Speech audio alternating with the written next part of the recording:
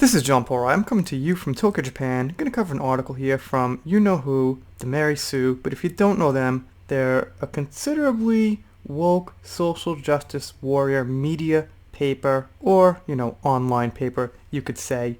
But I try to read them to debunk them, prove them wrong, and once in a while I come across something kind of neutral I figure I'd cover.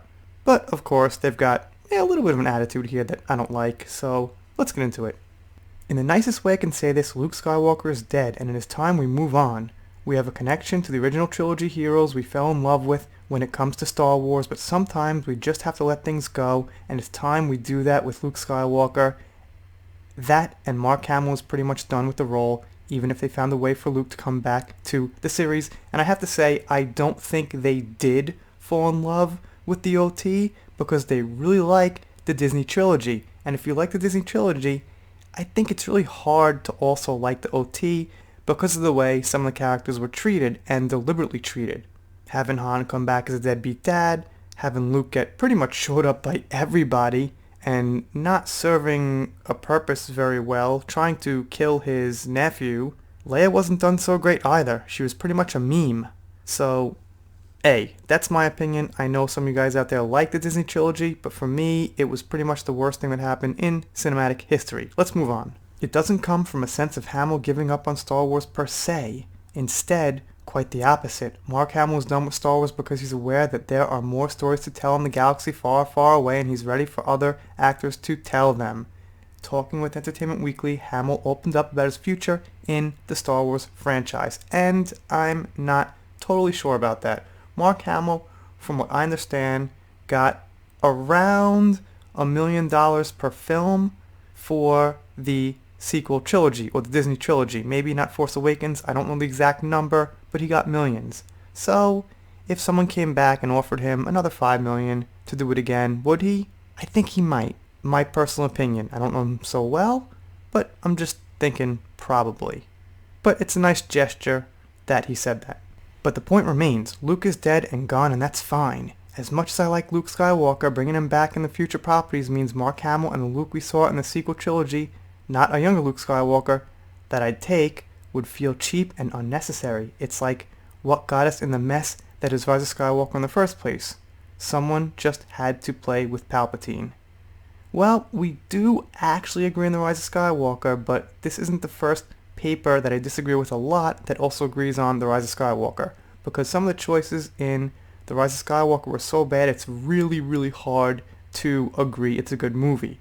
We saw media shills who were shilling since The Force Awakens came out opening night, saying that the Rise of Skywalker was just a bad movie.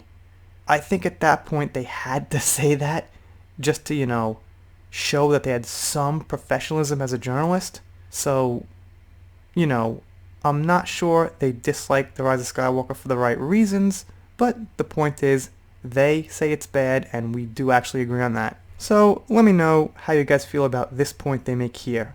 Killing off Luke Skywalker completely, in a way, continues the legacy of Star Wars just without the Skywalkers, and honestly, as we have seen with The Mandalorian, you can tell a Star Wars story without the Skywalkers attached to it, especially if you throw in a cute little baby with big ears. I don't recall anybody ever saying that you couldn't. I mean, Disney and media shills act like fans like myself who really love the OT think it has to be connected to the Skywalkers and keep saying that.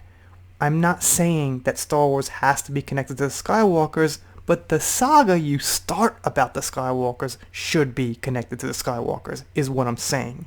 In other words, 7, 8, and 9 should be connected to the Skywalkers. It's a continuing series of 9 movies. So let's see what Mark Hamill says. By the way, I'm pretty sure I've heard them say this before, but this article is actually pretty new, within the last day or two. Hamill says, "Oh, I can't imagine that, no," after being asked, obviously, would you play Luke again? "I had a beginning, middle, and end. Those films gave me far more than I ever expected when we started out, so it's never even occurred to me." And he means the original trilogy, not necessarily the Disney trilogy. Yes, he made some money off it, but he's really talking about the OT. "My farewell was in episode 9, and it was bittersweet. I love all those people, and I certainly have affection for George and the character he created." I'm full of gratitude for what it has given me and my career, but I don't want to be greedy. There are still so many more stories to tell and so many actors, great actors to tell them. They don't need me.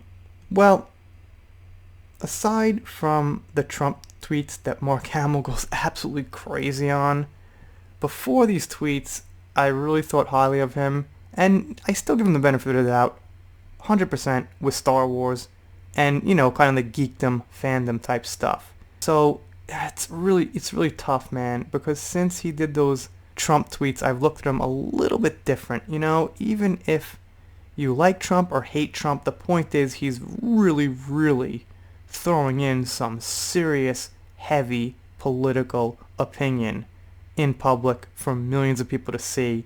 And yes, he has the right to do that. He's a human being, but he's also this legendary character, and, you know, he's in the hearts and minds of so many people as Luke Skywalker. Like, do you really want to, like, put yourself out there like that? You know, that's my opinion.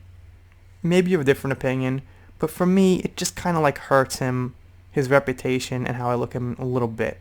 Having said that, going back, I think there is good in him still, and maybe he means he doesn't want to be greedy, but I can imagine if they offered him, like I said, like $5 million, he'd be like, nah. He'd probably take it. That's my guess.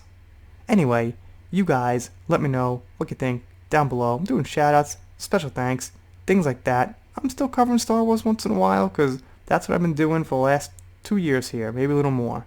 Aside from Star Wars, I'm doing Depp vs. Amber Heard, pop culture, Japan vlogs, some Marvel. Usually ends up being, you know, cringe Marvel, stuff like that. If you subscribe, you'll get more videos. And I'll probably answer a comment, and I'll be happy. If you don't subscribe, I guess I'll be sad. But that's life. I'll move on, make a new video, and maybe someone else will subscribe. Yeah, I'm ranting. See you next time.